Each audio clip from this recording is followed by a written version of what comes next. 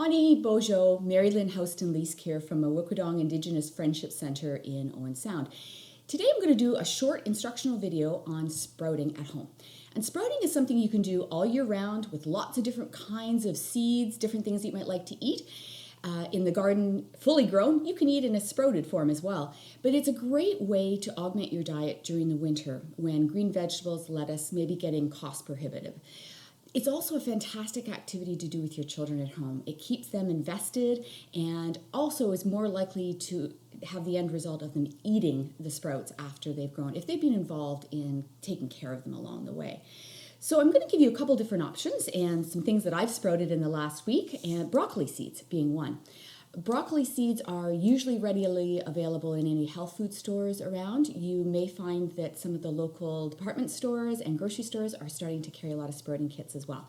So look around, ask friends, they may have some that they'd be willing to give you as well.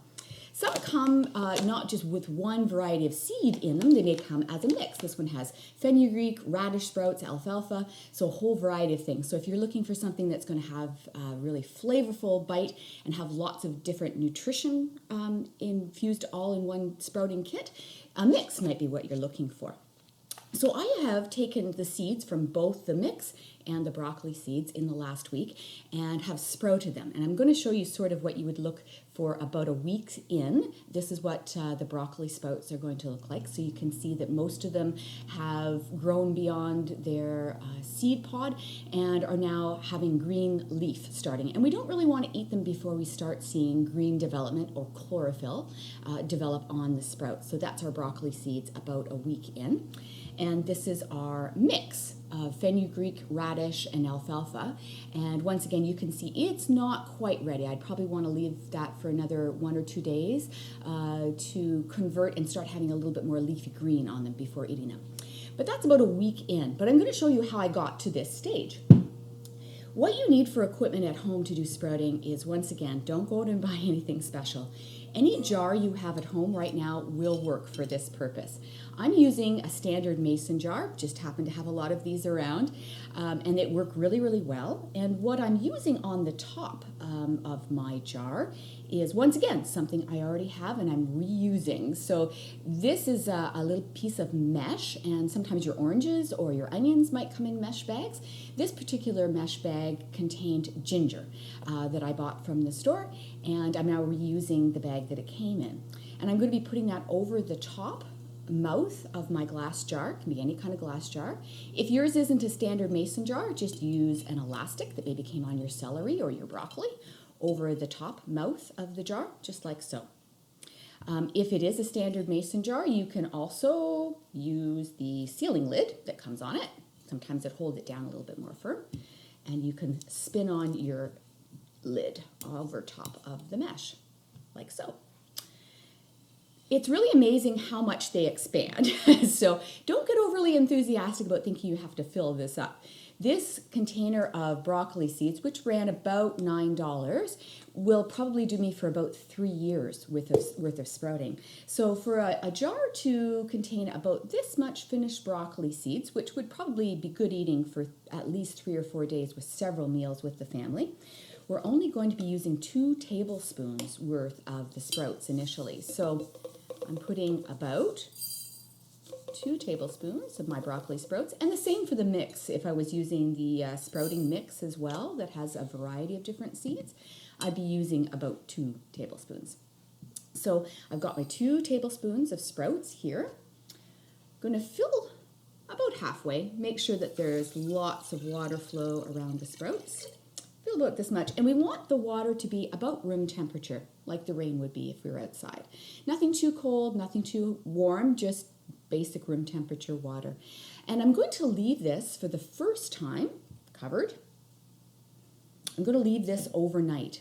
That gives a chance for the seeds The older the seeds are, the longer it's going to take for them to germinate. So not knowing how long or how old my seed stock is, I want the water to really have time to absorb into the seeds and start the process of sprouting. So I'm going to leave this overnight. And if you're like me and have a lot of things going on in your kitchen at any one time, fermenting or sprouting, put this in a place that's visible. So you're going to have a visual reminder if you walk by and see it 24 hours later.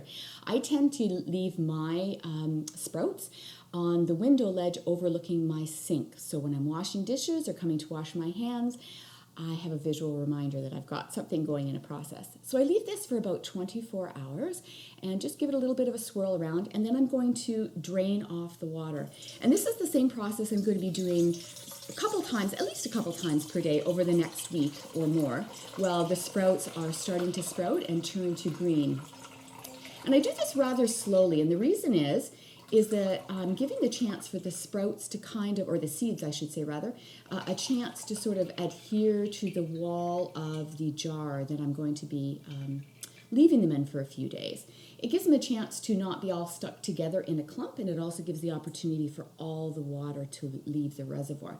The reason why I want to make sure all the water leaves is that if there's too much water there, the seeds and the sprouts will start to rot or mold. So we want them to have access to water so that they will grow, but not too much. So we want to make sure that it really drains well. Hence that we've left either cheesecloth, you can use cheesecloth at home as well, or netting. And what I do after I've done that first 24 hours is I leave it in a little bowl so it's sort of upright on my window ledge. That is making sure that all the water is draining out. Then after that first 24 hours of initially soaking, and I've drained it off, I'm going to leave it in my jar, and twice a day, a minimum of twice a day, I'm going to do the very same process of just pouring some more water over my sprouts.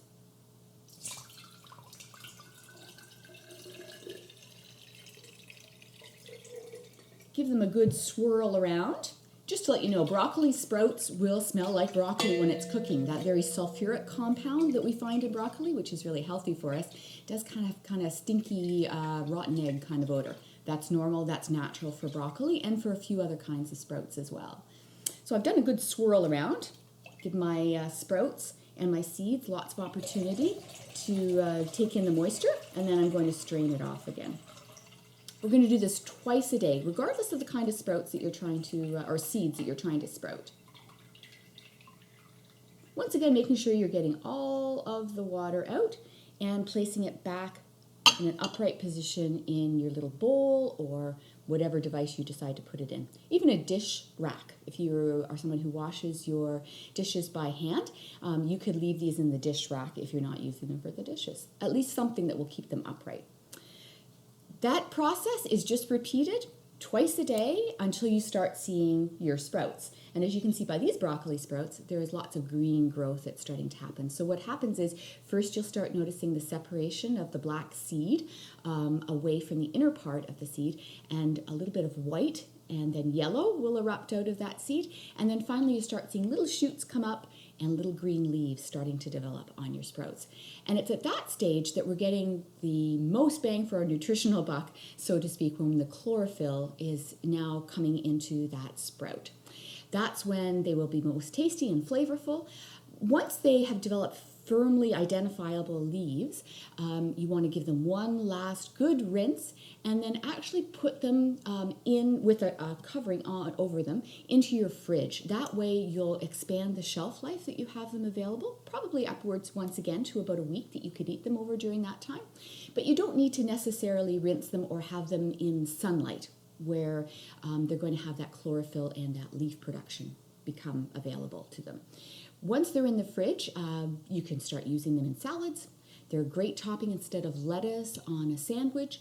Anywhere you might put lettuce or greens, you can put your sprouts. I hope you have fun with sprouting at home, and if any of you are interested in sprouting but aren't sure where to source or are having difficulties finding seeds, if you're a client of the Indigenous Prenatal Nutrition Program, you can contact me here, cpnp@mawukwadong.com, or on Facebook, and I can make sure that you get a jar, a piece of netting, and also some sprouts to start sprouting at home. Miigwech!